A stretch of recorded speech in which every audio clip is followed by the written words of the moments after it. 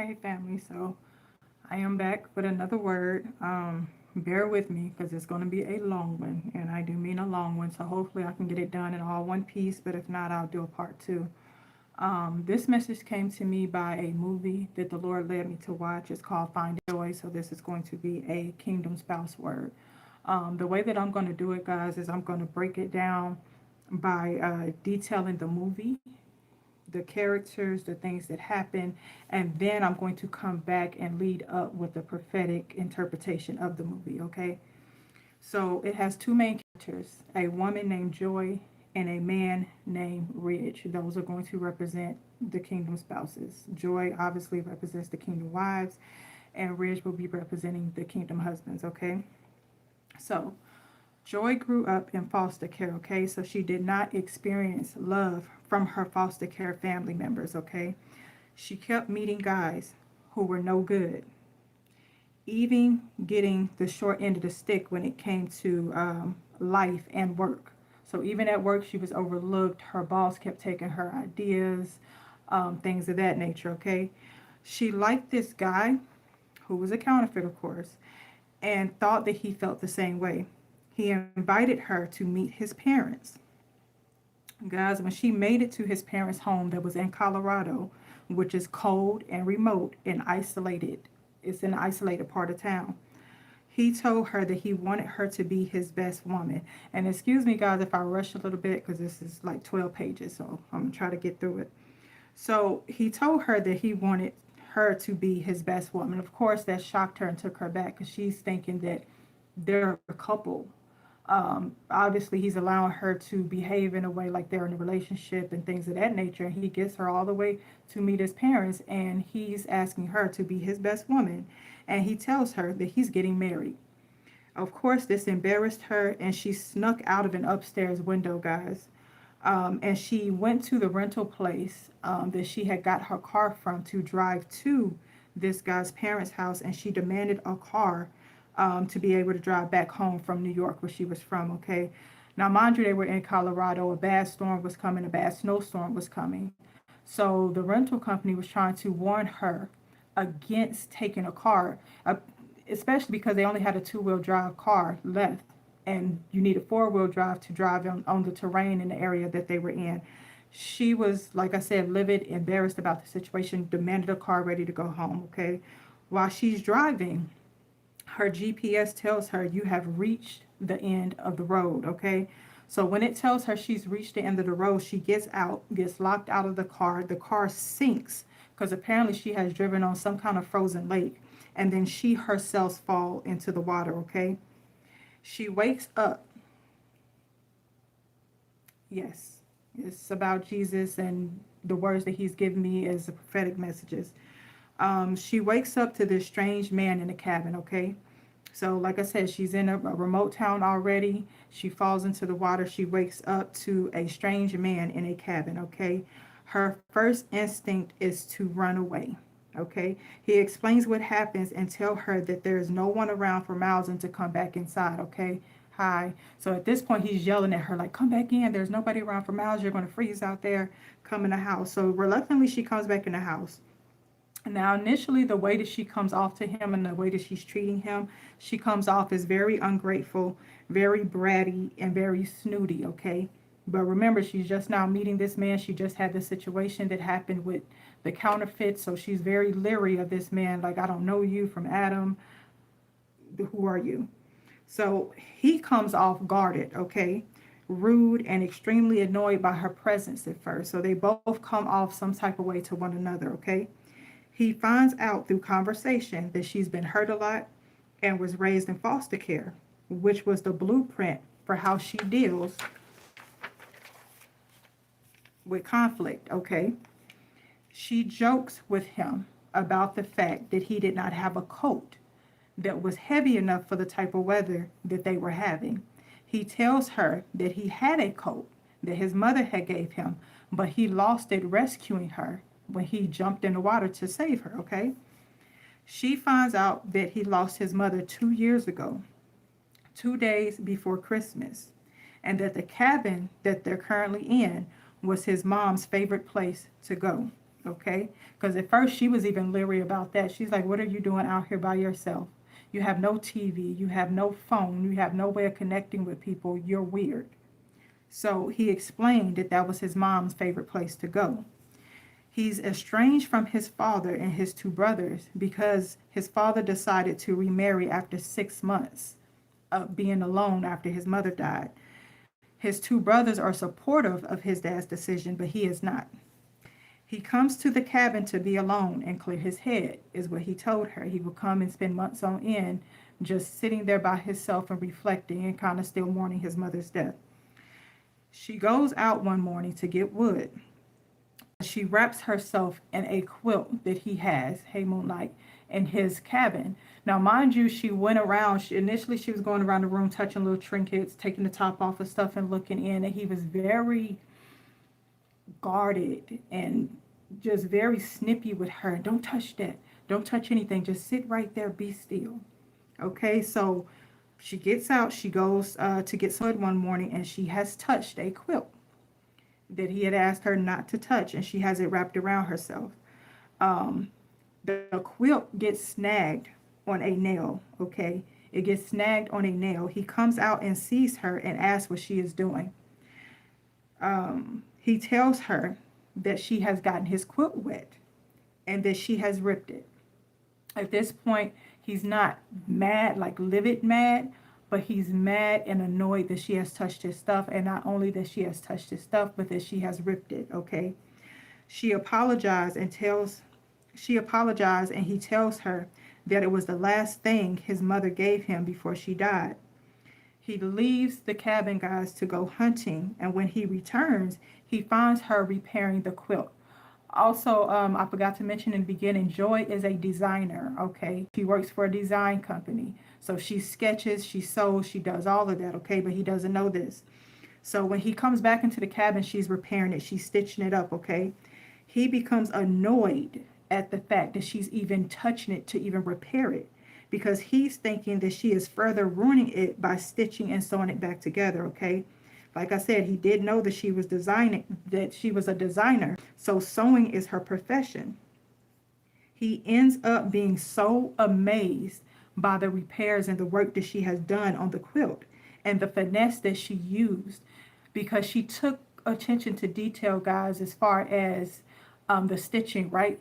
So if it was cross stitching, she did cross stitching. If it was line stitching, she did line stitching. She followed exactly to the T the original stitching on the quilt. So she actually repaired it almost to brand new status when his mother first gave it to him, right? So he's emotional at the amount of finesse and time that she took in order to do this. This opens the door for communication. The fact that he's able to see the fact that she cared led him to open up and talk more, okay? So he shows her the stitching that's on the quilt. You guys know, like when some people make quilts, they put their name and then who is to. So it had his mother's name and then it had his name on there.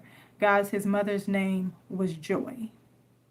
So his mother had the same name of the young lady that he had just rescued, okay? So he tells her that ever since he shown that she has shown up, he feels like it has been fate, like it has been a divine encounter, the fact that she showed up, okay? So she asks him, after he starts communicating a little more, why he's single. And he tells her, because nobody can take me being away for months. They don't understand me coming out to this cabin and being by myself, okay? So that night, guys, after communicating and stuff, they ended up crossing the lines and taking their friendship from friends to more than friends. Now, in the movie, they slept together. They were intimate with one another. Now, we know that that is not allowed. That is not of God. You have to wait till you actually get married, okay? But they slept together.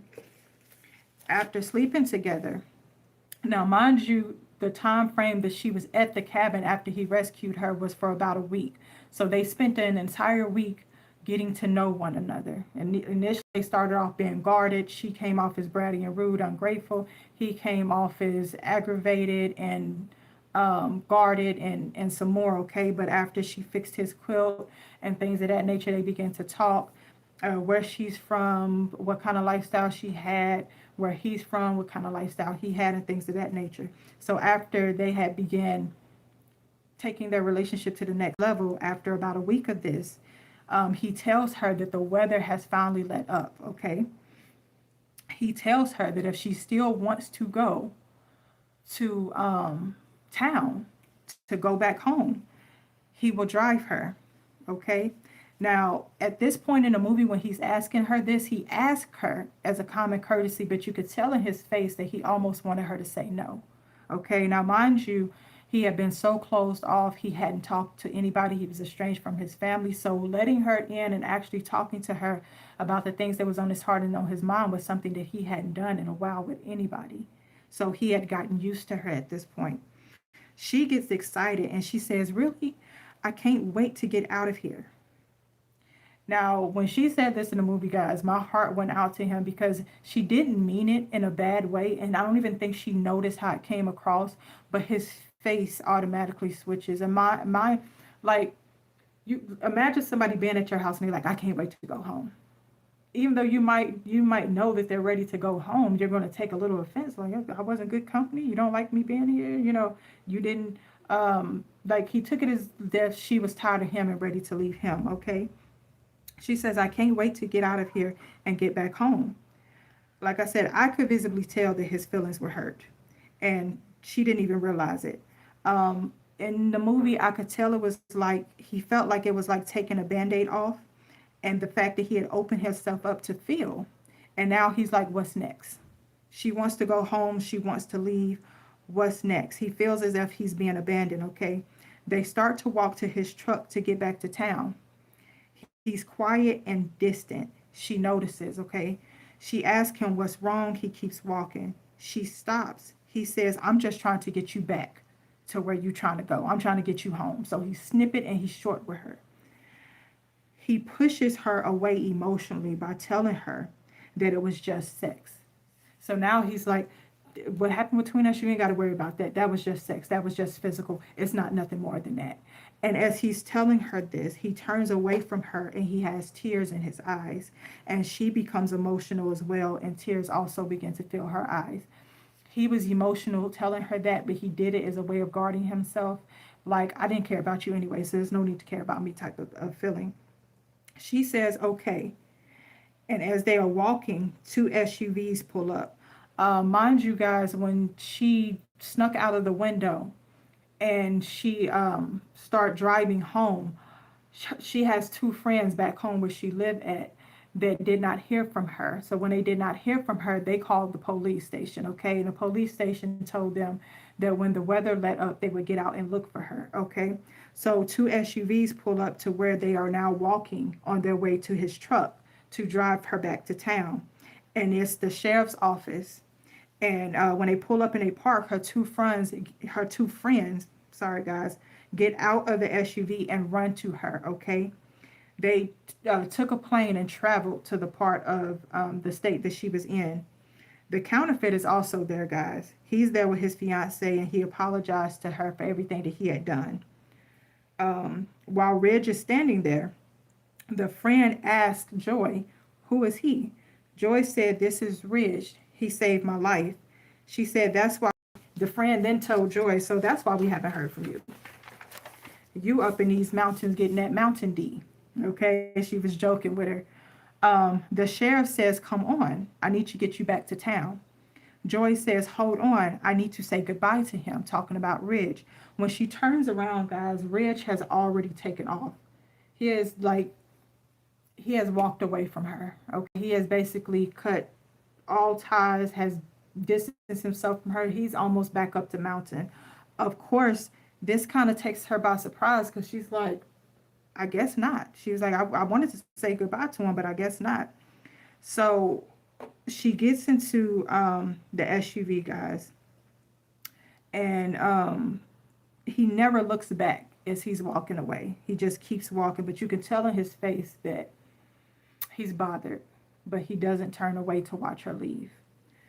She boards a plane headed home back to New York.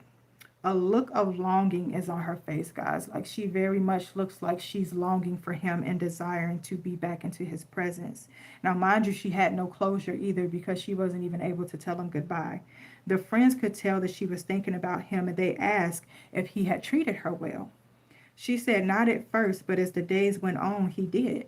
She said time didn't matter when I was with him. Amenities, phone, social media, etc. Things were simple with him. He even assured her, guys, that she looked beautiful with no makeup, just sitting by the fire. Because they were having a conversation one night. And she was like, if you think this is cute, then you wait till I get back home. At home, my hair's done. I'm looking like this. I'm put together. He said, you're beautiful right now while you're sitting beside me just the way you are. And in that moment, she realizes that she's enough. She's like, I'm beautiful just the way I am. Okay. And she literally starts to see herself in a different light. Okay. So the scene switches to 1 month later. Okay. She's back at work. She's back to the hustle and bustle of everything. Okay. Her boss calls her name. And this is the guy who has been stealing her designs and putting his name on everything. His name is Patrick, okay? So her boss, Patrick, calls her name, and he introduces her to a big magazine editor that's over a major label, a major magazine label. The editor asks her if she was responsible for the designs, and he shows her a sketchbook. And like I said, he had been passing her sketches off as his own. She, not wanting to ruffle any feathers, tells the magazine editor no. The editor says, not so fast. A portfolio from 2012 was sent to us by email, okay, with all these designs and more. Plus, they have your name on them, okay? Joy looks worried. She don't know what to say at this point. She said, well, those are my designs, but Patrick, which is her boss, made them come alive. The editor says that he's disappointed in her, that they can't have people saying that they are discriminating against the black designers. He said, we're going to have to let you go. Patrick takes her designs out of her hand, walks off, and tells her that she'll never work in that industry again. And then he laughs at her as he's walking off. Joy looks devastated, okay? She returns home and learns that her friend is the one that actually sent the email. And she was trying to look out for her by doing so because she was tired of her getting walked over and overlooked. She tells them that she was fired. Joy spazzes and said, what was my reasoning for coming back here? So she was kind of reflecting on things. She was like, what is my reasoning for coming back here? He had such a simple life. I didn't have to worry about this stress. So now she wishes she was back in Colorado with Ridge because now she came all that way and she's dealing with stress. She's dealing with work. She just got fired. She's like, things were back there were better where it was simple. Okay? So she storms out of the apartment, guys, and she takes 2 steps and she runs smack dab in who other than Ridge, okay? Mind you, he's in California, she's in New York. So he literally took a flight to show up at her doorstep. And hello, Patricia, and she runs into him as she's storming out of her apartment, okay? She's shocked. She asked him, what are you doing here? He said, when I made it home, I spoke to my dad and took your advice, and things are better now. And he even told her that his dad and his brothers had told him that he should go to where she is because he told his dad and his brothers about her. And they informed him to go to where she is, okay? Joy is defensive and she's guarded after being pushed away by Ridge. Ridge looks nervous, guys, and he has flowers in his hands. And he asked her to please give him 5 minutes, okay? He asked if there was some place that they could talk in private. Ridge and Joy walk back into the apartment. The friend apologizes to Joy, and Joy reintroduces Ridge again to her friends. The friends say in union, the lumberjack, okay? So after that, Joy leads Ridge to the bedroom so that they can talk in private, okay? He says, "This city is crazy. You're the only reason I would even come here." Joy said, "What are you doing here?" Ridge says, "Since you left, I have been thinking about you every day, non-stop. And I was wondering if you were thinking the same thing about me." Joy says, "Ridge, you didn't even say goodbye." She said, "I'm not doing this." Ridge told her, "But you know what that was about." So he was telling her, "You know what that was about. You know I was guarded. You know that I had been hurt before, and that it took me a lot to talk, a lot of nerve and a lot of just a lot of energy and a lot of effort to talk to you." Joy says, "I don't care." She says, "Thank you for the flowers, but I'm not doing this." And she storms off, okay? Ridge says, "You said you always fall in love with people who don't love you back. But Joy, I love you." Joy stops with tears in her eyes. Ridge also tears up as he's telling her this. He says, "I'm in love with you, Joy. Look, I thought that I had it all figured out. I thought my way was the right way, but you messed up my ability to be alone. You you showed me that I was lonely. Joy, we lived what you thought you could only read about." Joy was into a lot of romance novels. She was a hopeless romantic. So she would want her lives and her encounters with these counterfeits to be the same way, but they would end in tragedy or betrayal, okay? So he's telling her, we actually had and have the very things that you read about, and it's real. We lived what you thought you could only read about. He says, "Please forgive me. Please forgive me." Joy is crying at this point.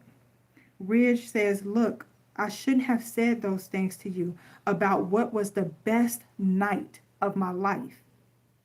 I didn't, I didn't think that you wanted to." And then music starts playing in the background and it says, "This feels like the start."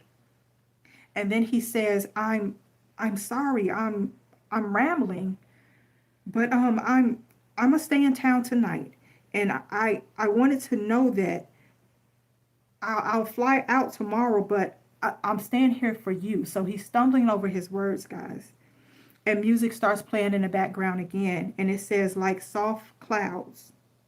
And Ridge says, "Okay." And then the music says, "Stars at night, this feels like the start," okay?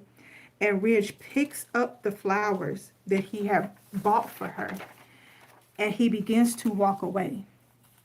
And Joy stops him with her hand and grabs him by his jacket and pulls him close. They share a kiss, and she wraps her arms around his neck, and the music begins to play in the background again. It says, "Outside, we're the only ones left in the world," and the song ends, okay? And the scene switches to the next day. They're sitting up in bed, and they have stayed up all night catching up. Joy tells him that she lost her job and her career is over. Ridge says, "No, no, you'll find a way." Joy says, "No, I just want to get out of here and leave all of this behind. It was so great being there with you. Think you can stand me for another week? I have time now." Ridge says, "I think that you are angry and frustrated at the job. You love it like I love trees more than people." Joy says, "It was the best time of my life, me and you out there with no issues." And Ridge tells her, he said, "I mean, we did have some issues." Joy says, "I want to go with you." Ridge says, "I think it sounds like you're doing the very thing you didn't want me to do. You're running away." Joy says, "I'm not running. I just don't want to be here." Ridge says, "Okay." Are you sure? Like, are you sure? Joy says, yes. Ridge says, then I will buy you a flight right now. Joy says, okay, only if you're sure that you want me to go. Ridge says, I do. Joy says, okay. Ridge says, okay then, and they kiss. Joy inhales deeply, and she tells him, we've been talking all night. I need to shower and change. Ridge says, okay. Joy says, you want to see something funny? Ridge says, yeah. Joy gets up and she opens the bedroom door, and her friends fall inside the room. They had been on the other side with their ears to the door listening, okay? They make excuses as to why they were standing there, and they begin to walk off. Joy says, wait before you go. When she says, wait before you go, the friends lean in close in order to hear what she has to say. And she's like, okay. And then Ridge says, Joy tells them that Ridge and I are going to go to Colorado for a week. The friends say, oh, okay. Well, rent is due today. And Joy says, I'll leave it with you. So when are you leaving? Joy says, we're leaving now. The friend says, oh, but Joy says, what? She says, your boss called and they want you to come down to the office. Now, remember, she had got fired, right? Now they're calling and they want her to come to the office. Joy says, what did you do? She said, nothing, I swear, nothing. Joy said, I'm not going there. The friend said, you should. Ridge says, well, we got time. We could stop by. The scene switches, and Ridge and Joy walk into her office, hand in hand. Joy said, you can sit over here. And Ridge said, okay, and sat down. Joy said, I don't know what this is about. Ridge said, okay. Now, the editor, so her boss's boss is there, and he says, there you are. We've been waiting for you. I want to talk to you. Now, in this office with her boss's boss is her snakish boss, Patrick, okay? He's also standing over the shoulder of the magazine editor, his boss. They called her in there, okay? Joy said, what do you want to talk to me about? About what? The boss says, enough of this. Is this your design book? He says, we had it authenticated, and your professor, who I went to school with, sent me even more of your old designs. They're exquisite. And to think that you would try to save Patrick, which is her snakish boss. You have a lot of integrity, young lady. I love your loyalty, but it does not work in this business. So I spoke to the board, and we have an idea. Today would be his last day. Talking about Patrick, okay? Today would be his last day. His designs will now become yours. We want young, fresh blood. So you are now the new lead designer for Fashion Magazine. So her boss thought he was doing something, had been stealing her designs for years, had even, by snake, had even put her down, had been talking stuff, had dragged her. The tables have now turned, and he's being fired, and she's been put into her rightful position that she should have had all along, because it was her designs that he made it off of in the first place. Patrick says, she is not, and laughs. You will never hear the end of this. The boss said, oh, no, because Patrick tries to pick up a coat that belonged to the boss, that belonged to the company, and he tries to walk off with it. The boss said, oh no, that belongs to us, and he took it from him. He said, au revoir, and Patrick slams the door, okay? So her boss's boss asked her, so what do you say? Joy says, honestly, I don't think I want to be in this business anymore. When I dreamed of this, I thought it would be something else. This just isn't what I want for my life. I'm sorry. The boss said, are you kidding me? Joy walks out. She asked Ridge, is he ready to go? Ridge said, yeah. What? So what happened? Joy said, oh, they offered me my own line. Ridge said, well, hold on. So where are you going? Joy said, I didn't want to do it. Ridge said, Joy, Joy. Joy said, what? She said, you know what?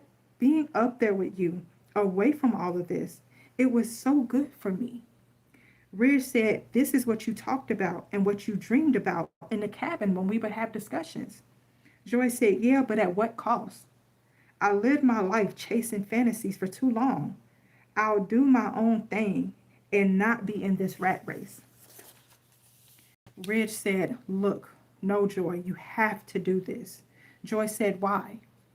Ridge said, this is your dream. He said, and I'm not going to have you in Colorado years down the line mad at me because you didn't take this chance. Joy, wait, down the line. Ridge said, I want to marry you, Joy. I want you to be my wife, and I know that. So we can have Colorado, and you can work right here. He was willing to compromise with her. And I will be there whenever you need. So he's supportive of her. But you have to do this. Joy said, but what if I fail? Ridge said, okay, so there it is. There it is. You're scared. So was I till I met you.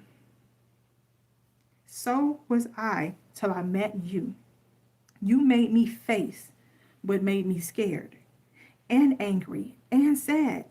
And what kind of man would I be if I didn't challenge you to do the same? So go on.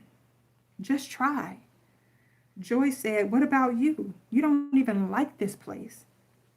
Ridge said, I will be here whenever you need. Joy said, you going to get a cell phone? Because remember, he was living in a remote part of town, had completely isolated himself. So she said, you going to get a cell phone? Ridge said, yes, anything for you.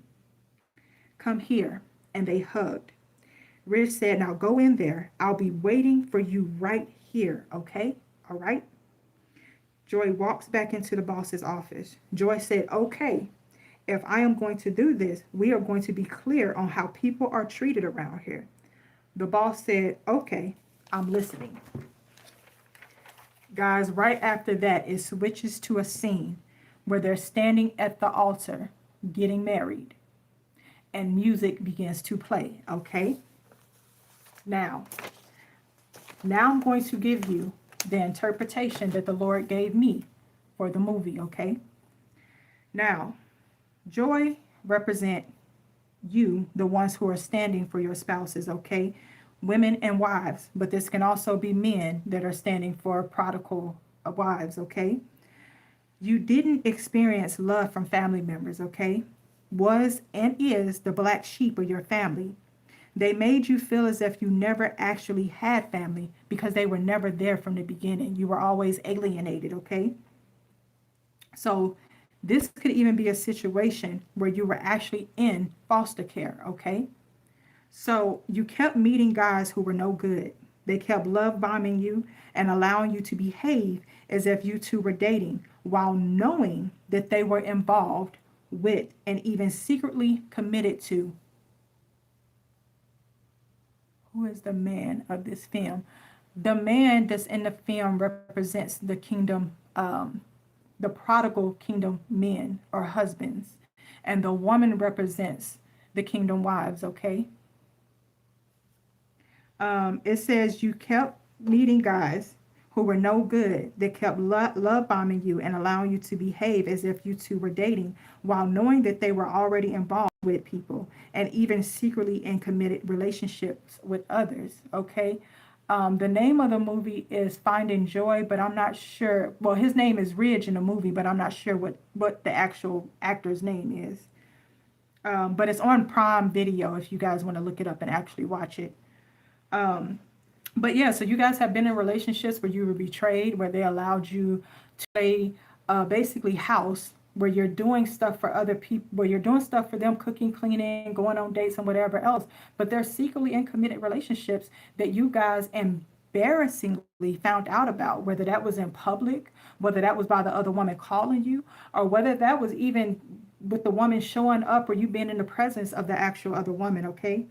You were and are even getting used to being overlooked and taken advantage of at work, Okay, you guys might have had a similar situation to Joy, where you have brilliant ideas, other people at the job is taking them. You guys might even be in ministry and you look up and somebody has stolen some of your words and passed them off as their own. But you guys are used to being taken advantage of, not only in your personal relationships but in your everyday lives too. You some of you guys are hopeless romantics at heart. You love, but never found someone capable and willing to love you back. Due to this, you have become cold and shut off. Okay? Just when you thought you had reached the end of the road and surrendered what you thought was the end of your love life to God, along came an unexpected rescue.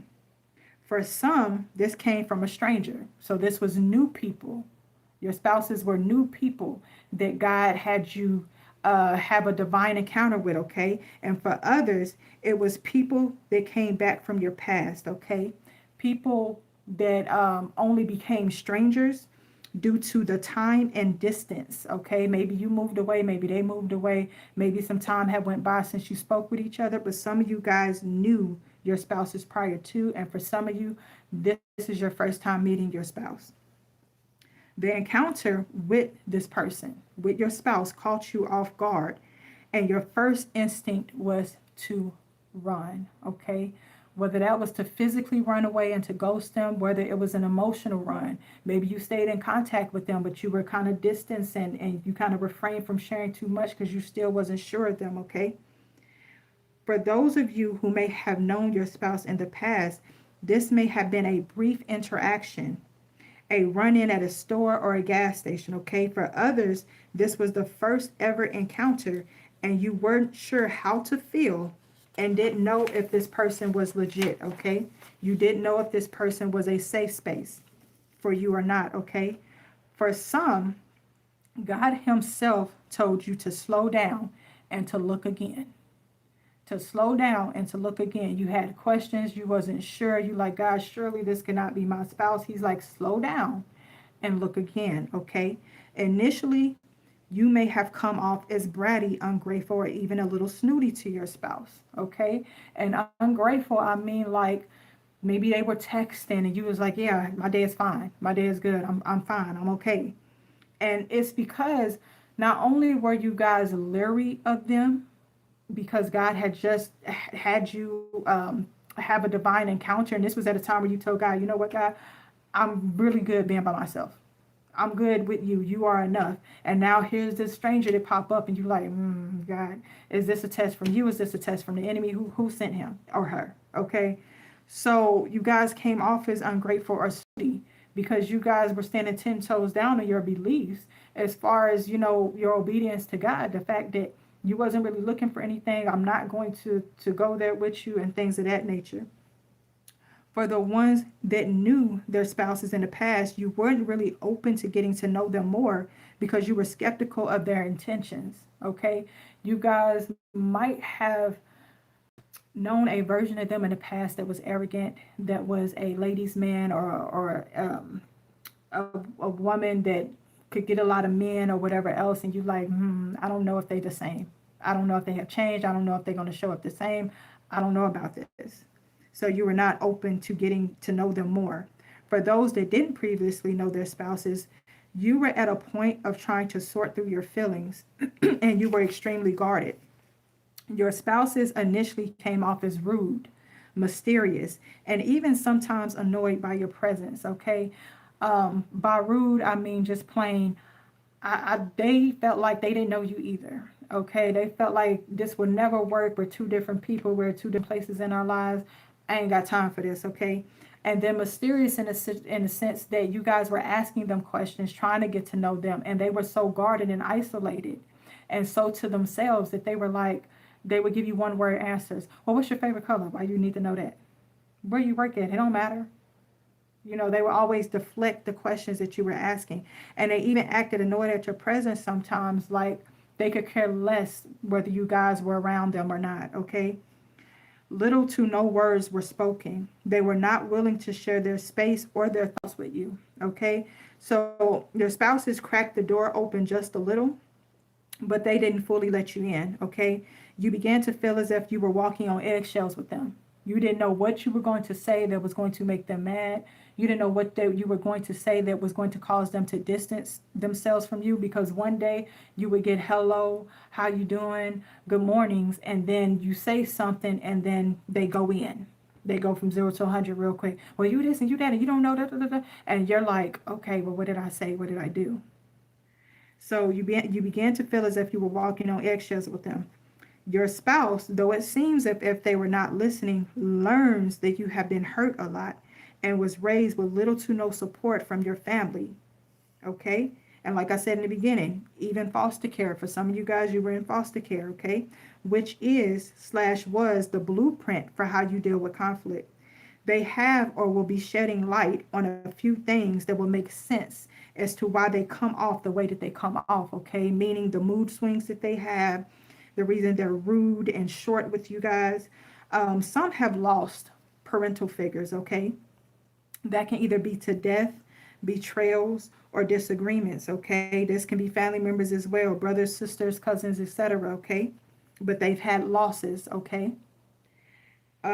It's even possible that they had bad breakups, okay? A lot of them had encounters with possible or previous counterfeits that they opened up with, shared their heart with, and then they stumped all over it, okay? They gave more than they received, okay? They are heartbroken. There may also be some things or people that they have given up or sacrificed in order to be obedient to God, okay? For a lot of us, God caused a lot of us to cut a lot of people off, whether that was friends, parents, whoever was getting in the way and whoever that's not able to go with you, okay? And for some of them, they've had to do the same thing, okay? So when you guys ran into one another, okay, you guys were both in a place of mourning, okay? They were mourning bad breakups, relationships that they had just ended. That could be with the counterfeits, can be with the family members, but they were isolating themselves, okay? That was the only way that they knew how to deal with their emotions, was to cut off the outside world and just tune out the noise and just hone in and focus on them and their thoughts and their feelings, okay? And some of them didn't deal with the feelings at all. They just blocked it off and went about their day and thought that was going to be okay, that they had mastered their feelings by doing that, okay? And you guys were mourning your old self, right? Because you were so used to dealing with counterfeits and different people that hurt you, but you were still in love with love. So you were trying to figure out, you were at a place in your life where you were trying to figure out how to navigate that. And for some, you had just completely given up. You're like, you know what, God, if it's going to happen, it's in your hands. It'll happen when you see fit, okay? So again, they were used to isolating themselves from the outside world as the way we're dealing with emotions that they were not ready to work through. You may have talked about a subject that was sensitive to them, or even physically touched clothes, objects that belong to someone from their past, okay? So unbeknownst to you guys, you might have had a conversation with them, brought up a certain song, said a certain phrase, talked in a certain manner that brought up old memories for them, okay?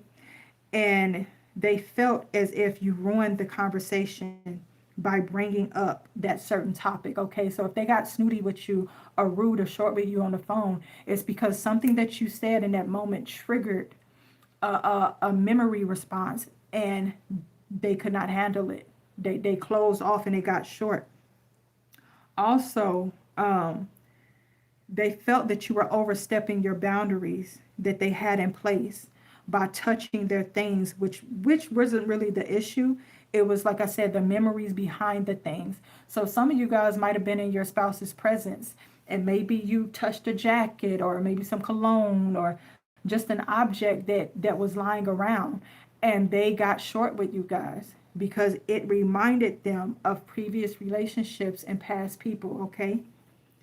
So after some brief time to themselves, whether that's taking a walk, whether that's writing, because some of you guys, spouses might do poetry, they might rap, they might have hobbies like fishing, they might be an artist where they love to draw, love to paint, but they took some time to themselves to do something that they love.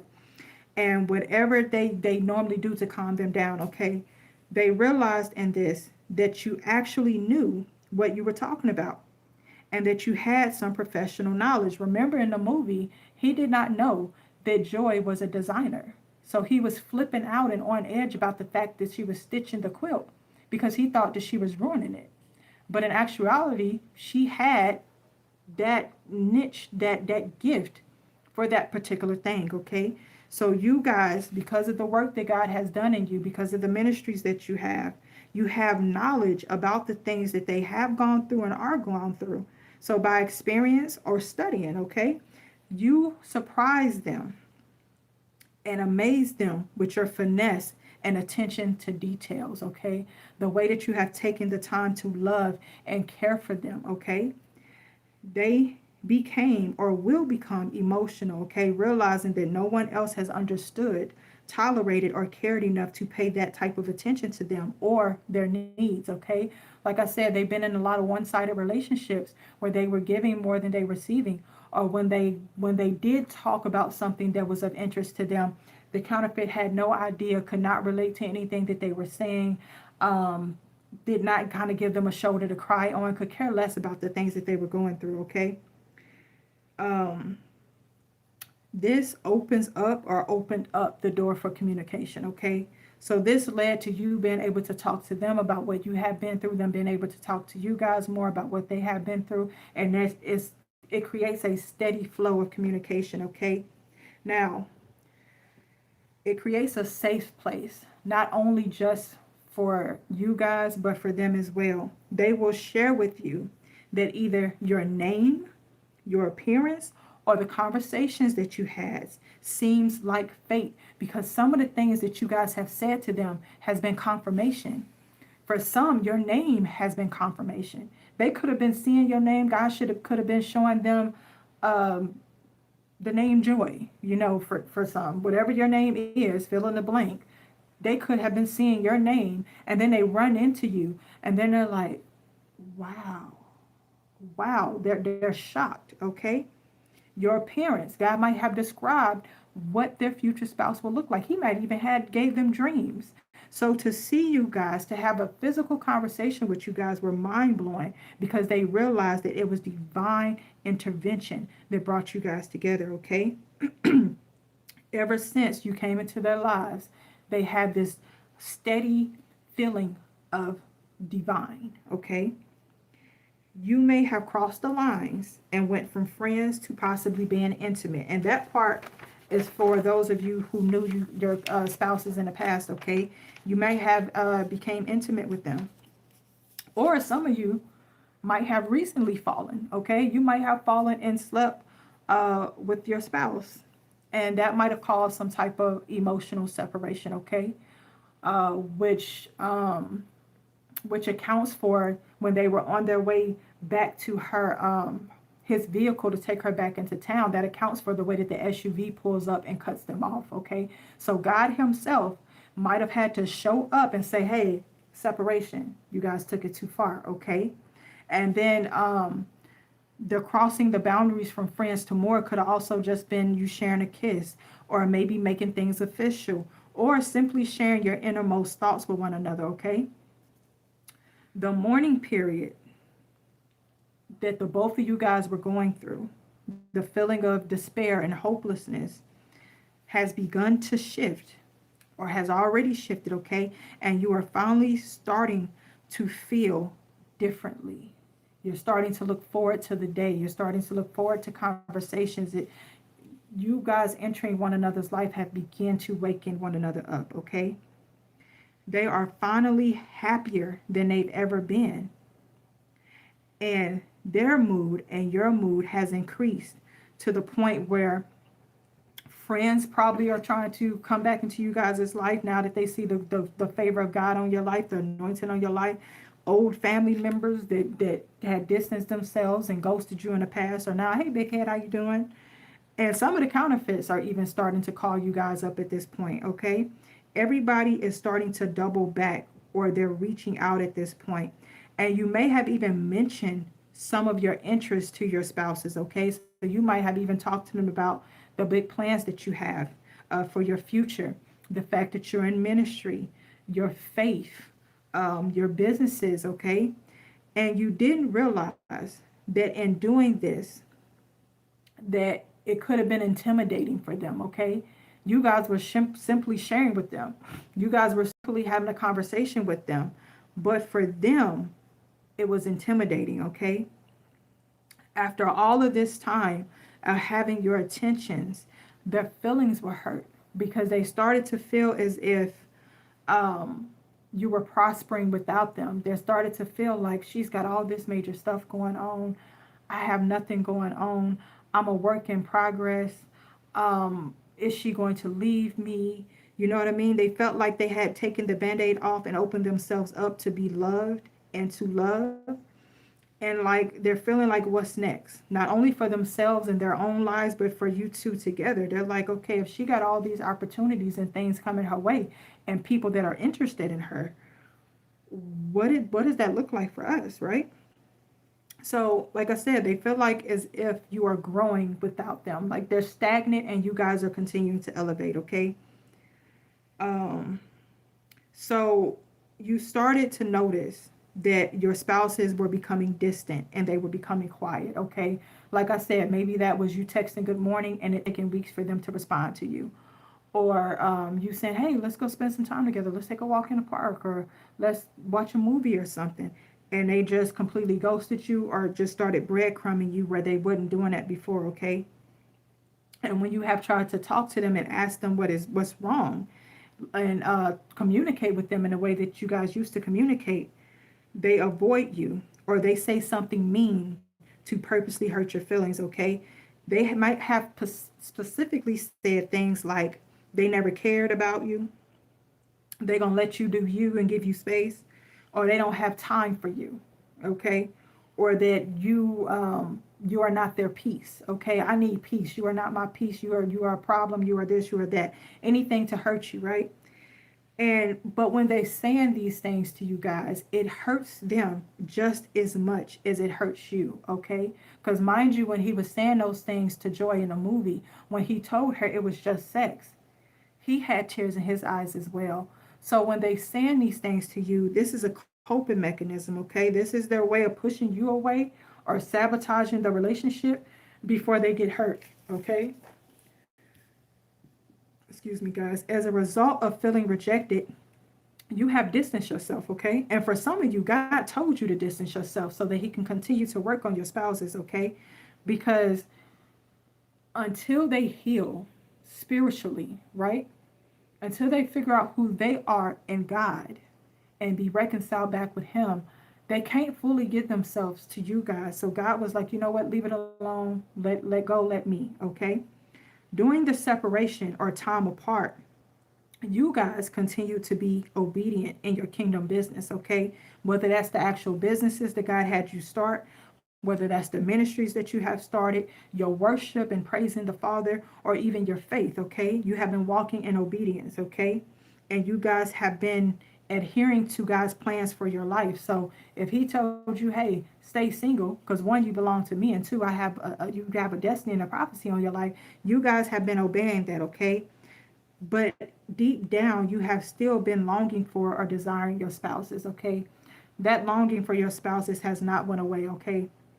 You may have a select few people that you have trusted with your kingdom spouse journey, okay? Just like in the movie, Joy had a few friends that knew about her and her spouse, okay?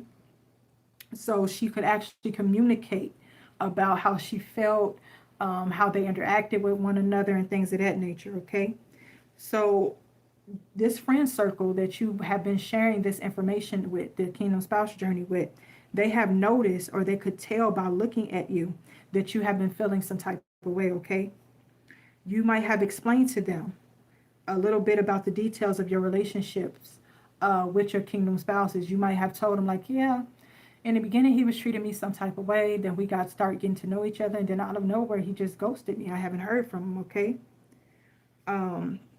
You have also explained to these people, these select few, how simple things were with them without the distractions, and how you felt you've had to show up in the past with others with counterfeits, right? A lot of you guys felt like your makeup had to be on point, your clothes had to be on point, you had to talk a certain way, act a certain way, cook a certain way, just overall be another version of yourselves other than who you truly was, because it was not accepted by the counterfeits, okay? You guys don't feel like that with your spouses. You didn't have to put on with your spouses. They loved you because you were naturally funny. They loved you because you were naturally creative. They loved your sense of style because it was simply you. It came easy, okay? So some times have went past, okay? And some things at work, or maybe even some things with your business, have abruptly came to a stop, okay? Maybe business is not booming like it has been. Um, Maybe you just not, feeling the ministry. Things have been weighing heavy on you, and you've stepped back from your ministry in order to get your feelings and your emotions together, okay?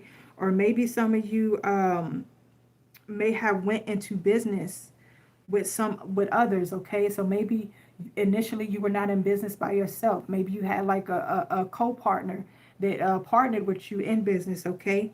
Whatever it was, you guys might have even had a job where you worked under someone, so you were not your own boss. And whoever you worked under was someone who not only didn't appreciate you, but tried to discredit your work while taking credit for your work and trying to make you look shady in the process, like you were not trusted, okay? So they were trying to stunt your growth, essentially. If that is ministry, you have people who have been talking down on you. She don't really hear from God. She ain't really walking with him like she should be. If it's business, don't try her products. It's trash. She ain't good at what she do. Her clothes ain't popping. This ain't popping, and things of that nature, okay? So the number 2012, which is the portfolio, the year of the portfolio that was sent to the boss, in Greek, that represents or means steward, guardian, manager, overseer, one having authority, one to whose care or honor or anything, okay, has been entrusted. Manager of the household and guardian of minors, okay? That's who the Father is to us, okay? He guards us and he protects us, he watches over us, and he directs our path, okay? Matthew chapter 20, verse 8. When evening came, the owner of the vineyard said to his foreman, call the workers and pay them their wages, starting with the last and ending with the first, okay? So when God say the first shall be last and last shall be first, he mean that, and he's doing it, and he's performing it, okay? So whoever crossed y'all, whether it was, like I said, business partners, people you have been joined to, whether it was in ministry, whatever area of you guys' life where you have been crossed, the Lord is saying, start with the last and end with the first. Tables are turning, okay? You have been people pleasing, but you have also been remaining blameless and keeping the peace. What do I mean by remaining blameless? In the movie, when Joy's boss was discrediting her work, he was stealing from her and doing all those things, she never once threw him under the bus. She even spoke up for him at times. And remember, the boss told her, I noticed your integrity. I love your loyalty, your blamelessness, your obedience, your keeping your mouth closed and let God handle the situation does not and has not gone unnoticed with God, okay? There is no need to be worried or anxious. The Father is in control. The ones who are laughing now will not be laughing later. Okay, that term, laugh now, cry later, cry now, laugh later. You might be crying now, but get ready for joy and laughter, okay? They might be laughing now, but they getting ready to cry, okay? You guys have been praying and crying out to God, okay? Some of you may have even gotten mad or upset with God, asking him, why are you where you are in life? This could be location, this could be spiritually or emotionally. You have been reflecting on how things were so simple with your spouse. And when it's good, it's good. You're like, why can't they just get it together? Why can't they just heal? Why can't they just let me in a little bit and then they'll know that I'm sent by you? I can literally help them if only they will let me. So you guys have been frustrated, okay? You may have been close to walking away and before you could abandon the promise. God delivered your spouse to you, okay? For some, this was directly to your doorstep, like in the movie, okay? She was storming out, she was mad, she was frustrated, she ran right into him, okay? For some, if this hasn't happened yet, it's getting ready to happen. He's getting ready to deliver your spouses to you. And in some cases, it will be right to your doorstep, okay? A lot of you were not in the mood to hear for them, okay? Or maybe you will not be in the mood to hear for them, okay? Or see them. But they will let you know that while you were in separation, while you had not heard from one another, that they have been reconciled to God, okay? And thus being reconciled to God allows them access to other brothers or sisters in Christ, okay, who can give them some good godly wisdom, okay? They have advised them on how to return back to you, okay? Because remember, in the movie, the man, Ridge, went back and reconciled with his father. These are the spouses reconciling with the actual father, with God, okay?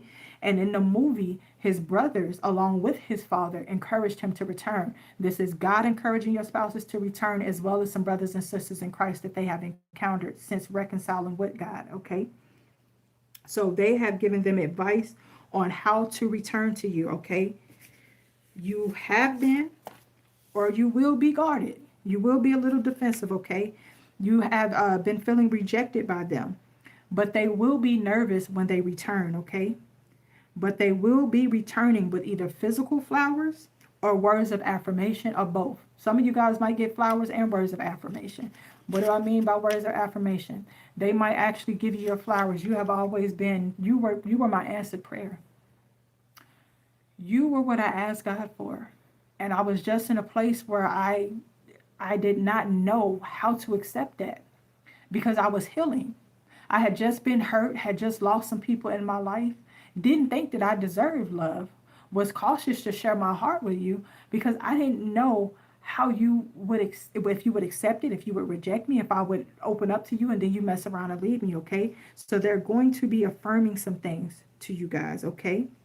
They will want to talk in private without, monitoring spirits and all of that. So if you guys live with people, if you have roommates, if you have family members that are constantly hanging around, they're going to want to do this in private, just between you and them, okay?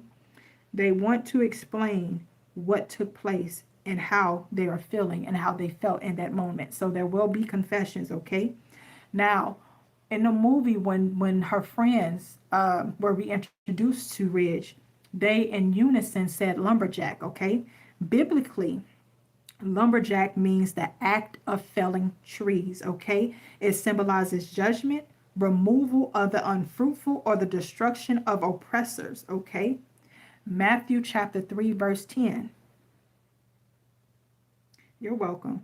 Matthew chapter 3, verse 10. Even now, the axe is laid to the root of the trees. Okay. Therefore, every tree that does not bear good fruit is cut down and thrown into the fire. Okay.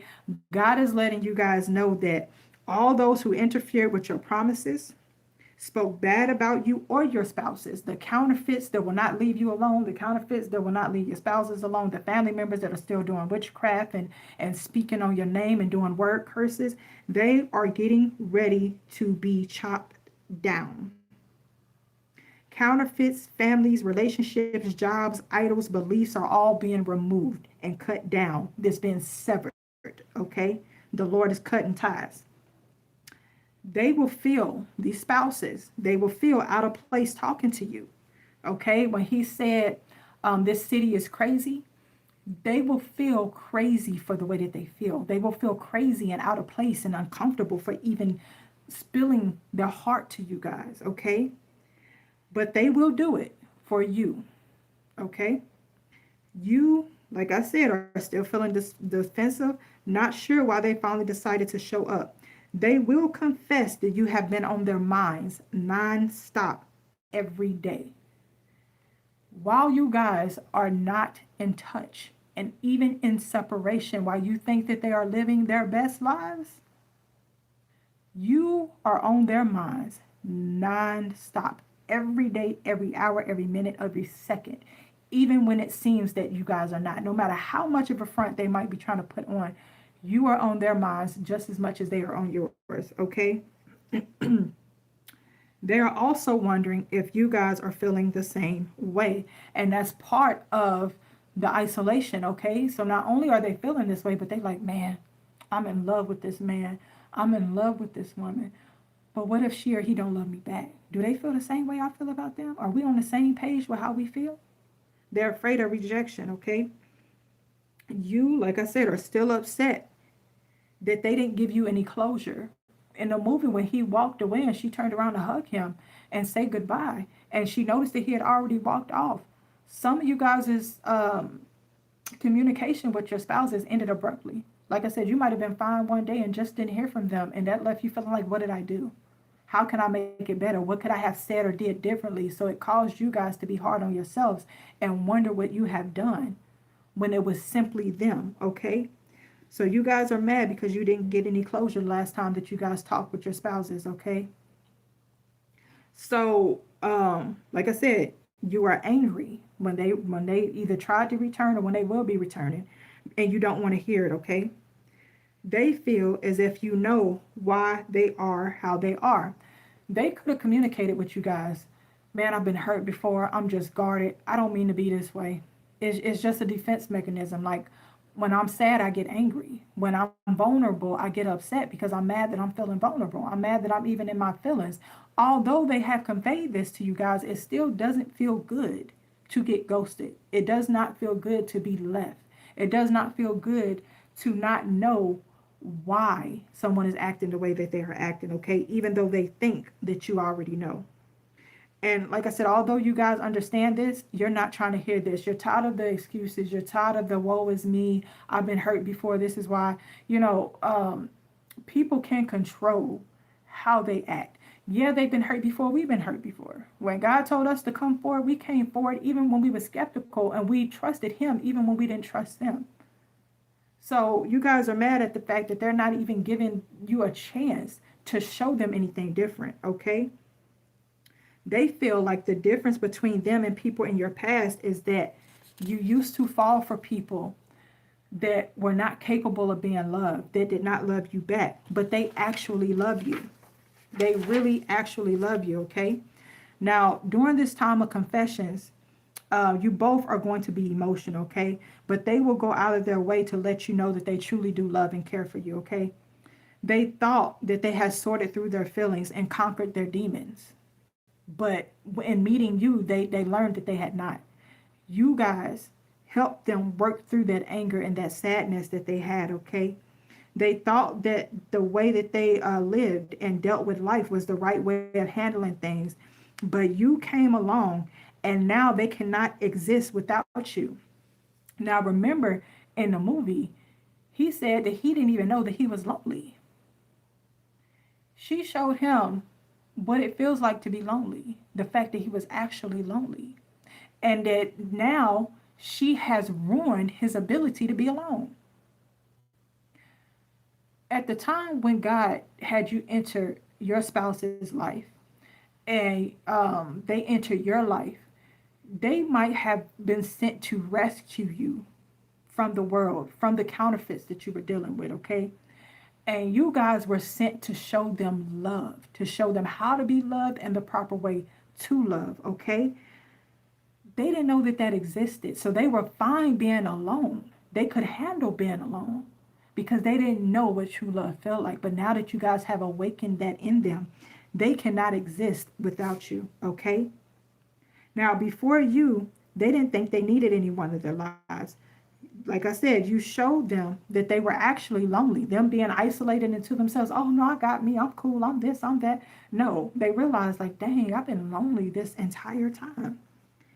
They will let you know that what you guys has together is real. It is not a fantasy.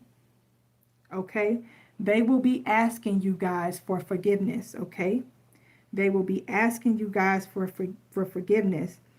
And they will acknowledge that the very things that they complain about are actually the very things that they love. So they might have been, like in a movie, he said, oh, that was just sex. if you guys have had sexual encounters or intimate moments with your spouse in the past, not encouraging you to do so now, but I'm saying if this has happened in the past, it meant more to them than what you guys know. They might have said, okay, that's cool. They might have went about their day and act like you were just some random chick that they had got in bed with. They have not stopped thinking about that moment and that encounter, okay? It meant more to them than what they let on to. They could be picking you guys. I don't like the way you talk. I don't like the way you dress. I don't like your relationship with the Lord. I don't like the way you wear your hair. I don't like any of those things. And those very things that they complain about and try to make you feel some type of way about is the very things that they love. They were sabotaging you guys' relationship and purposely pushing you away because it's just like they were ruining a good thing because they felt like it was too good to be true. They're like, let me ruin this now. Let me sabotage this now before it comes later and catches me off guard. Let me hurt her. Let me hurt him before they hurt me. Okay? That's the way that they were moving. Okay? So they're going to let you know that being with you and around you have been some of the best moments of their lives. They're going to let you guys know that they were not truly living before you. Okay? You are the best part of their lives. Okay? They will be stumbling over their words when they return. Even that could be due from being emotional, like actually crying and stumbling over their words. That could be them being nervous, so they stutter. But they're going to be stumbling over and repeating some of their words, okay?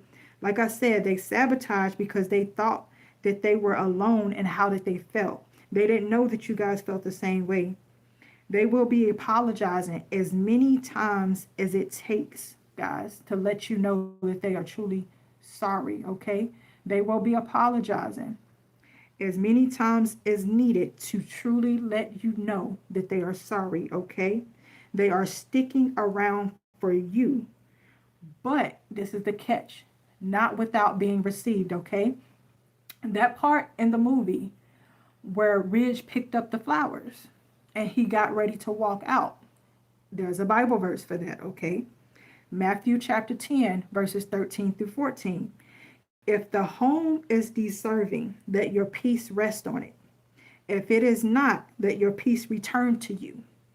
If anyone will not welcome you or listen to your words, leave that home or town and shake the dust off your feet, okay? Now, God understands that you are upset, but he's also not going to allow you to purposely hurt or misuse his children. Those men and those women are still his sons and his daughters. And the same way he feel about you guys is the same way he feel about them. And he's not going to let you purposely misuse them, okay? So he have given them instructions to return, to be obedient, to do what's needed to be done. But he has also let them know, if you are not received when you return, you have my permission. You are instructed to leave and take your peace with you. Okay? Okay? They have assignments just like you have assignments, okay? So if they step into purpose, which they are going to be doing by returning, if you do not receive them, then it's like not stepping into your purpose. It's like telling God no and turning God down, and he will assign another. Okay? So you can be mad. You can be frustrated. The Bible tells us, be ye angry and not sin. So you can be frustrated, but put all your differences to the side and receive them when they return. Okay? Now, when they return, this will be the beginning of your soft girl era. Well, what do I mean by that? You will have more happiness. Remember in the movie, when Joy was spending time with Riz, she said it's the best moments of her life. There was no stress. There was no this and no that. Not saying that outside things will not be happening, but you two together will be each other's peace, okay? In the movie, she did not allow him to leave without receiving him. So a lot of you guys are going to receive your spouse when they come back, and you are going to embrace them. And for the ones who might be on the fence, I'll urge you to reconsider. Okay? Because God don't play about them just like he don't play about you. Okay? It will feel like it's just you and them in that moment when they return. When they're confessing and you guys are having that one-on-one and that heart-to-heart, it will feel like it's just you and them in that moment. You both will catch up with one another. You will be sharing with one another what's been happening and taking place in you guys' life. You will let them know the stresses of life that you have been dealing with, and they will encourage you to keep going. A lot of you guys that have ministries, okay? Excuse me, guys, let me take a drink. A lot of you guys that have ministries, it has been hard to be in a leadership position by yourself. The warfare is crazy at times, okay? And not only are you warring for yourself, your children, the people attached to you, the people that have your brothers and sisters that are in your ministry, but you're warring for your spouse as well, okay? They're going to acknowledge the stresses that you have been going through with things such as that and just everyday life that you have been dealing with without them, okay? And they will encourage you to keep going, okay? You will be tempted to walk away from the jobs, even from the ministry. Not saying that you're walking away from God, but like I said at the beginning, a lot of you guys will take a step back or have taken a step back, like, okay, I'm good. Let me gather my thoughts. Okay, because it's not easy being in this position. It's not easy releasing these words and then having people tell you that you're false, having people tell you that you don't hear, or just the trolls that even hop on here. Okay, so you guys have been tempted to walk away from the jobs, from the ministry, anything that causes you stress for real, even the promises. Okay, because your spouses was acting up. You will share with them that being with them was also the best moments of your life as well. So there it will be a confession that goes both ways. Not only will they be confessing, but you will be confessing to one another, okay? Also, do not worry about the details as to who's moving in with whom. Remember, in the movie, he was just as happy to receive her. Right there in that moment, he said, I'll buy you a flight today. So your spouses are not going to be messed up or indifferent about you moving in with them, okay? And if you guys are worried about provision as far as how you're going to move, how things are going to take place, remember in the movie, the friends was like, friend, rent is due today. And what did Joy say? Joy said, I'll have it to you. I will leave it with you before I leave. So there's going to be provision. There's going to be allowing you to make the move that God is asking you to move, okay? The details will be worked out by God himself, but it will be also worked out amongst the two of you. Remember, they kept asking each other, you sure you want to do this? She said, are you sure you want to have me? So you both are going to be on the same page. There's going to be a discussion that takes place, okay? You guys will make sure that you are both ready for what comes next. Beware of monitoring spirits, okay? And this might not even be someone who necessarily mean you harm, because in the movie, her friends wasn't like catty and trying, they were actually encouraging her to be with him. But remember when she was talking to him in the room, she said, you want to see something funny? She opens the door and they fall through. Why? Because they were listening at the door. So you guys might have some family members around you or some friends around you that have observed your interaction with your spouse, either by text, phone calls, or even in person, okay? Just beware. No demon in hell can stop the move of God, but you also don't want anybody sharing your information sooner than what you're ready to or sooner than what God is ready to, okay? So just be careful about that. You will be notifying the people in your life of what your plans are, your move in particular, okay? Whenever you get ready to move, this is particularly for you guys that have roommates, okay? So if you guys are like, dang, I live and I break bread with two other people. Like, we got this bed, this 2-3 bedroom because all of our incomes could afford it. But how am I going to leave this person hanging? Like I said, God is going to make a way. Joy told her friend, I will leave the money with you. They're going to have the provision needed too for you to be able to smoothly walk away without there being any tension or friction, okay? So you are going to be able to move swiftly, suddenly, and with no problems, okay? God will provide that 11th hour miracle and vindication, okay? His word will not be prolonged. For some of you, that will be like in the movie, jobs calling you back. People that wronged you, had took credit for your work, had tried to ruin your ministry, your name, your businesses, all of that, you will be vindicated. And those same people that let you go or crossed you or that believed in the lies of the enemy, they're going to be doubling back. Okay? You will be notified of jobs that now are going to be wanting you back. You are going to be getting the brothers and sisters in Christ that are subscribed to you added back to your ministry, the people who left because of the false accusations. You will be vindicated, and that will be coming back. You guys will be upgraded in your gifts, because remember, in the movie, she went from being her boss's apprentice and having stuff stolen from her to being in his position and taking over his designs and becoming the lead designer. So this is an upgrade in gifts, but this is also an expansion of your ministries and your businesses, okay? Whatever God has told you to set your hands to, he's getting ready to vindicate you in, and you guys are being elevated, okay?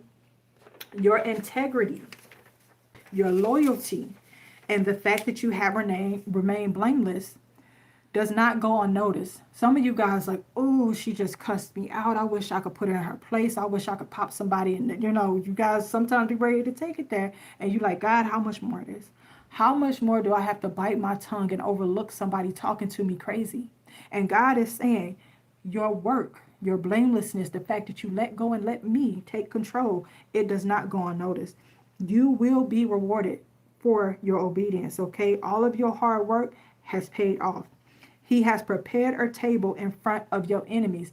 Remember in the movie, the boss, Patrick, that took over her stuff, he was standing in that same room that the magazine editor was in. That conversation about him played out in front of him.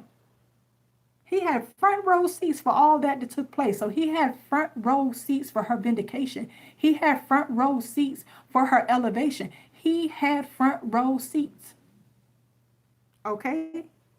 So he has literally and will literally be preparing a table in front of your enemies. Okay? Psalms 23:5. You prepare a table before me in the presence of my enemies. You anoint my head with oil. My cup overflows. There's going to be overflow of blessings. Okay? Not only these marriages coming together, but it brings favor with it. Okay? Those who are laughing now, like I said, will not be laughing later. Remember, when she got fired from the job, Patrick did what? He snatched the sketchbook out of her hand, and he laughed at her, smirked at her, and walked off. All of that played out in front of Patrick. So when it was time for her to get called in the office, and he like, we had this authenticated. We looked into these sketches, and we know without a shadow of a doubt that these are yours. So these people who were lying on your name, there's going to be proof. There's going to be proof that they were lying and they were not telling the truth. There's not going to be a way that the enemy is going to be able to keep lying on your name, because the way that God is getting ready to do it is going to be undeniable. Okay? He couldn't do nothing but get mad and storm off. So he was laughing then, but he wasn't laughing when he stormed out of that office. Okay? So, Proverbs 26, verses 27. Whoever digs a pit will fall into it. If someone rolls a stone, it will roll back on them. God is doing what he said he's going to do. Okay? It might have looked like you were behind a little bit. It might have looked like people were winning. It might have looked like, God, why are people able to mock me? Why are people able to get what's mine? Why is that counterfeit with my spouse? Why do I not got the job that I applied for? I'm qualified. Everybody else is getting blessed. What about me? It's happening. God allowed it to happen for a short amount of time because he had to set it up just right so that table can be prepared in front of your enemies. There's also a verse in the Bible that says, I will remove your enemies little by little, lest the land be desolate. He allowed your enemies to think that they had a place at the table. But what they didn't know, they were actually helping him to prepare that table, and they was going to have no parts of it. That's what the Lord is doing. That's what took so long. Okay. But it's happening. Okay. Now receiving it, everything that the Lord has for you, the elevation, the increase in territory and ministry and business, and receiving your spouse, that's your choice. Okay. Because remember, initially, Joy was going to walk away from it all. Not only was she feeling indifferent towards her spouse, like, I ain't trying to hear it. But then when she got to the job and they offered it to her, when she finally got what it is she thought she wanted, she let the weariness take over. And she denied it initially. But you notice the boss did not run after her. He didn't chase after her. He didn't push her into it. He said, are you kidding me? And he allowed her to walk out. Not only did he allow her to walk out, but when she came back in, he received her. That's how the Father is with us. He's patient. He might have allowed you to walk off. He's not going to force anything on you. He's not going to force this promise on you. He's not going to force the elevation on you. New levels is new demons. The Lord understands that. But are you ready and willing to receive? That's your choice. But he's saying, get ready. Okay? Your spouse knows that you are scared. They know that you are scared just as they were scared. They were nervous. Okay? They will confess to you that they were nervous and scared too before they met you. They were nervous about the anointing and the calling on their life, okay? So some of you guys might be nervous right now or have been nervous because you know that these marriages come with elevation. You know that you are going to be pushed in the forefront. You know to whom much is given, much is required. You know what this comes with. Okay? It's going to be heavy, but this is your vindication. Your spouses are letting you know that they are going to be there for you. They are going to love you and encourage you. They want to show up for you the way that you showed up to them. In the movie, he said, what kind of man would I be if I didn't do the same? They also don't want you guys to have any regrets about what could have been, should have been, and wasn't because you were too nervous or too scared to step out on faith. Okay? So they're going to be pushing you and encouraging you to do that. Okay? You being in their life allowed them to face what made them scared, angry, and sad. Okay? They want to show up in the same way that you guys have been showing up for them. Okay? They are ready to compromise with you wherever you want to move to. Remember, he said you can have Colorado and work here too. So they're willing to travel. If your job, your ministry demands that you travel, they're willing to do that. Okay? They are willing and to compromise and be supportive of whatever comes with loving you. Like I said, that's the ministry, the business, the jobs, the traveling, etc. Okay? They want to marry you. They know without a shadow of a doubt that they want you to be their wives or they want you to be their husbands. Okay? They will be and do whatever you need them to be and do. Okay? They will also be reachable and available for you. Remember in the movie, because he was isolated and he was purposely isolating himself. He didn't have a TV. He didn't have social media. He didn't even have a phone. Remember, Joy asked him, she said, you going to get a cell phone? And he said, I'll do whatever you want me to do. They are willing. You know how they used to have pagers back in the day? If we still had that, they would be willing to wear one of them. They are willing to be on call and ready for whatever you need. They will be reachable, okay? Anything for you. They're not going anywhere. You guys are upset when she said, okay, if I come back, everybody in here is going to be treated differently. And the man said, okay, I'm listening. You guys are upset with how brothers and sisters in Christ are treating one another today. You are upset about how so-called Christians are moving, okay? And you guys are telling God, like, God, I'm in this, but I'm also in this to see a change. I'm also in this to see my brothers and sisters treat one another how they deserve to be treated. You guys are going to be standing 10 toes down on that, okay? You guys are going to be, some of you might even be making that part of your ministry, fellowshipping, okay?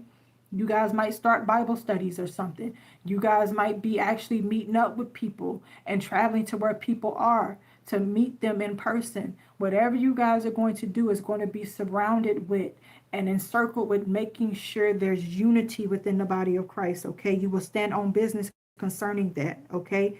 You guys can and will have it all, okay? She didn't have to leave her job to have her husband.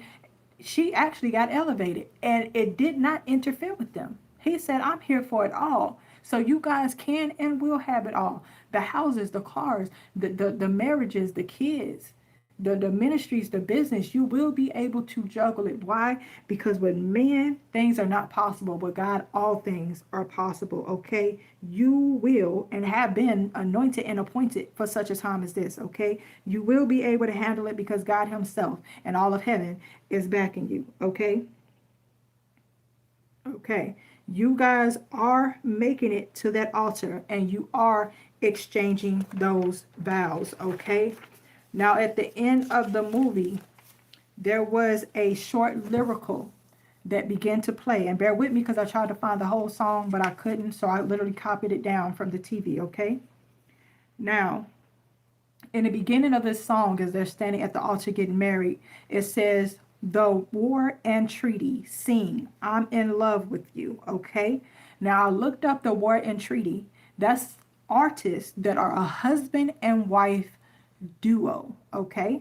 Artists that are a husband and wife duo. It says, I don't know how, but I know why. And then you can hear cheering from the background, okay? All of heaven is cheering you on, okay? All of heaven is cheering you on. The businesses, the ministries, the marriage, you guys are being cheered on, okay?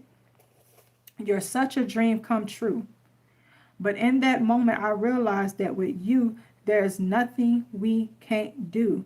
They've been praying for someone like you, okay? And they realized that with God, like I said, is the foundation and as the head, all things are possible, okay? It says all now, baby, all. When we're together, is final. It's finally, okay? It's like something from yesterday. Ooh, ooh, ooh, there's no limit to how high we can go. Again, that refers to you guys being able to have it all. The skies is the limit when you're dealing with God. Things you thought weren't possible, doors you thought were not open, dreams and goals that you thought were not obtainable. He qualifies the called, okay? He qualifies the called. So jobs that you think, oh, I didn't go to college, I don't have that degree. I could never be making that lump sum. I will never see six figures. God can, okay? And God will, okay? We're like something from outer space. That line right there speaks to how bright you shine. A city on a hilltop that cannot be hidden, okay? Okay, city on a hilltop that cannot be hidden. Oh, you touch my heart with the way you smile, you smile. You're a part of my day and night. Oh, to my life, you're my key, okay? You are the only one who is able to open them up emotionally. Your smile alone is enough for them. They could wake up to that alone every day, okay? They want to wake up to you and go to bed with you, okay? They want to wake up to you and sleep next to you. They don't want a minute to go where they're not with you, okay? You're my wants and my needs. You are more than the song I sing. I'm in love with you, baby, only you, only. And together there's nothing we can't do. I'm in love with you, baby, only you. Ain't nobody else for me but you, okay? They have everything with you.